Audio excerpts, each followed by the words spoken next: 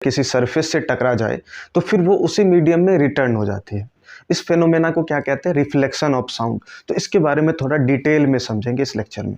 तो सबसे पहला क्या है? Reflection of sound. इसका क्या मतलब है? The phenomena of bouncing back of sound waves on striking a hard surface is called reflection of sound. इसका मतलब है कि साउंड वेव्स, जैसे कि लाइट वेव्स, अगर मिरर के ऊपर वो लाइट वेव्स फॉल करे तो क्या होता है? वहाँ से लाइट रेज रिफ्लेक्ट हो जाती है। सेम इसी तरह से अगर किसी भी हार्ड सरफेस से साउंड वेव्स टकराए तो वो वहाँ से टकराने के बाद किसी पाथ पर डाइवर्ट हो जाती है, उसी बाउंस यानी कि बाउंस बैक कर जाती है। इसी फेनोमेना को बोला जाता है रिफ्लेक्शन ऑफ साउंड। अब जब किसी भी साउंड वेव्स को किसी से टकराने के बाद क्या होगा? वेव से तो वो किसी न किसी एंगल से डिफ्लेक्ट हो जाएगी या फिर बाउंस बैक हो जाएगी। जैसे हमने रिफ्लेक्शन ऑफ लाइट में पढ़ा था कि जो वाइट कलर्ड ऑब्जेक्ट्स हैं, ठीक है, जैसे ये वाइट कलर्ड है, तो ये वाइट कलर इसलिए हमें वाइट दिखता है क्योंकि वो उसके ऊपर आने वाले जितने भी लाइट रेज हैं सभी लाइट रेज को वो रिफ्लेक्ट कर दे। अगर रिफ्लेक्ट कर दे तो उसे बोलेंगे वाइट कलर्ड है। अगर वहीं पर कोई ब्लैक कलर्ड ऑब्जेक्ट है, ठीक है, तो ब्लैक कलर्ड ऑब्जेक्ट ब्लैक इसलिए है क्योंकि वो उसके ऊपर आने वाली जितने भी लाइट रेज है उन सभी को एब्जॉर्ब कर लेता है। तो लाइट रिफ्लेक्ट करने की अलग अलग सब्सटेंसेस की टेंडेंसी अलग अलग है। ठीक इसी तरह से जो साउंड वेव्स है, कुछ मटेरियल्स साउंड को बहुत ही बेहतर तरीके से रिफ्लेक्ट कर पाते और कुछ मटेरियल्स साउंड को एब्जॉर्ब कर लेते, वो उतने अच्छे तरीके से साउंड वेव्स को रिफ्लेक्ट नहीं कर पाते।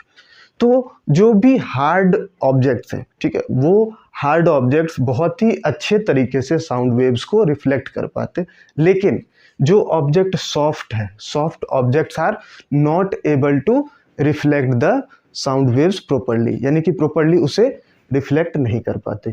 दूसरी बात है कि जो हार्ड ऑब्जेक्ट्स है, वैसे भी पता है कि उसके पार्टिकल्स क्या होते हैं? बहुत ही इलास्टिक होते हैं। इलास्टिक होने के कारण, इलास्टिक मतलब जो पार्टिकल्स है सॉलिड ऑब्जेक्ट में, हार्ड ऑब्जेक्ट में, वो अगर वाइब्रेट हो जाए तो बहुत ही ज़्यादा वाइब्रेट होंगे। जैसे स्ट्रिंग ले लीजिए, जो बहुत ही टाइट स्ट्रिंग है, उसमें थोड़ा सा भी वाइब्रेशन होगा तो क्या होगा? बहुत जल्दी साउंड प्रोड्यूस करेगा।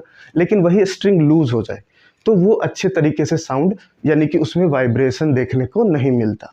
ठीक इसी तरह से जो हार्ड ऑब्जेक्ट है उसमें पार्टिकल्स टाइटली बाउंड है तो उसमें वाइब्रेशन अच्छे तरीके से होता है तो साउंड वेव्स रिफ्लेक्ट हो पाता है। लेकिन जो लूज या फिर सॉफ्ट सरफेस बोलते हैं, वो सरफेस के पार्टिकल्स इतने ज़्यादा स्ट्रॉन्ग, या कि अगर उसे वाइब्रेट किया जाए तो उतने अच्छे तरीके से वो वाइब्रेट नहीं हो पाता जैसे कि लूज स्ट्रिंग है।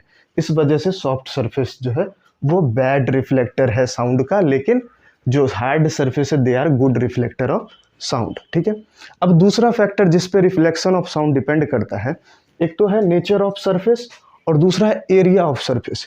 एरिया ऑफ सरफेस का मतलब है, जैसे आपने लाइट के कॉन्सेप्ट में स्कैटरिंग समझा होगा। स्कैटरिंग क्या होता है? जो भी पार्टिकल साइज, अगर जो स्मॉल पार्टिकल्स प्रेजेंट होते हैं वो लाइट को स्कैटर कर देते हैं। ये चीज़ इसी को यही होता है ना, लाइट को डिफ्लेक्ट कर देते हैं, उसको बोल देते हैं स्कैटरिंग। लेकिन अगर पार्टिकल साइज बहुत ही कम हो जाए, लाइट के वेवलेंथ से भी कम हो जाए, तब वो लाइट को स्कैटर यानी कि डिफ्लेक्ट नहीं कर पाता। सिंपल बात है, अगर कोई आम आदमी ट्रक को रोकने की कोशिश करे, वो बहुत तेज़ी से आए और उसे रोकने की कोशिश करे, नहीं रोक सकता। लेकिन वही पर्सन अगर किसी छोटे से ऑब्जेक्ट बहुत स्पीड से आ रहा है तो उसे रोक पाता है और डिफ्लेक्ट भी कर देता है उसके डायरेक्शन को। सेम इसी तरह से होता है सरफेस में रिफ्लेक्शन के कंडीशन में। अगर सरफेस वेवलेंथ से ज़्यादा हाइट है सरफेस की तो वो अच्छे तरीके से वेव्स को रिफ्लेक्ट कर पाएगा, और अगर वो वेवलेंथ से छोटा है तो फिर वो वेवलेंथ को, यानी कि वो जो वेव्स है उसे ठीक से डिफ्लेक्ट नहीं कर पाएगा। तो इस वजह से जो प्रीफर किया जाता है वो होता है एरिया ऑफ द सरफेस। आपके पास जो सरफेस है उसका एरिया ज़्यादा होना चाहिए, ताकि वो जो सरफेस है उसका हाइट जो साउंड वेव्स है उसके वेवलेंथ से ज़्यादा हो जाए। ठीक है, ज़्यादा होने के कारण वो बहुत ही अच्छे तरीके से रिफ्लेक्ट कर पाएगा। So there are two factors that affect the reflection of sound. First one is nature of surface and second one is area of the surface. अब समझते हैं laws of reflection of sound, यानी कि कोई भी sound waves अगर किसी surface से कोलाइड करे यानी कि टकरा जाए, उसके बाद वो साउंड वेव्स रिफ्लेक्ट हो जाएंगी।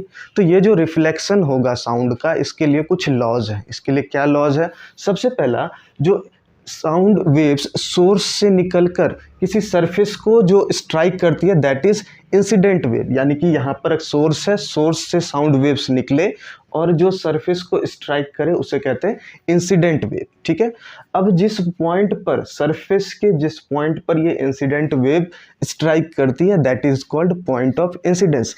It is exactly similar to reflection of light. जैसे कि लाइट में होता है ना रिफ्लेक्शन, सेम वैसा ही कॉन्सेप्ट होगा इसमें।